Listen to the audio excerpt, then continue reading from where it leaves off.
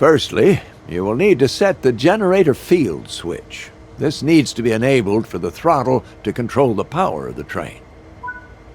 This locomotive requires the reverser handle to be inserted before operation. The reverser determines the direction of travel. Switch the front headlights on. Regardless of the time of day or weather, all locomotives must have their headlights on.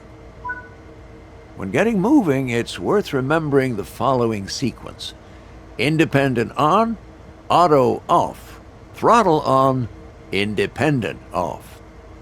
Let's go through that slowly and understand why. First, fully apply the independent brake. This will ensure that regardless of anything else, your train won't move. Next, fully release the automatic brake. This will release the brakes on the rest of the train, but you won't go anywhere because those independent brakes are holding you. Now, apply a small amount of throttle and verify that power is generated. Finally, release the independent brake and you'll start moving. This is a great practice to get used to because it'll help you with two key areas.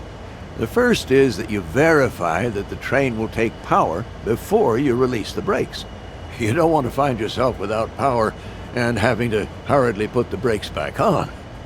The second is that having power applied as you release the independent brakes ensures that you won't roll backwards. On steeper hill starts, you may even need to start with more power. And this is something you can practice and get used to as you find yourself out on the railroad.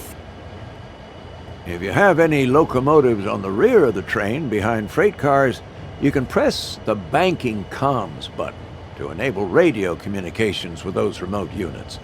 This will ensure that they operate their throttle and brakes in unison with your own locomotive, giving you much-needed extra control on your journey. Press it now, just to get practice, even though there aren't any connected. Coasting is a method used to efficiently maintain speed and reduce motor stress and maintenance requirements.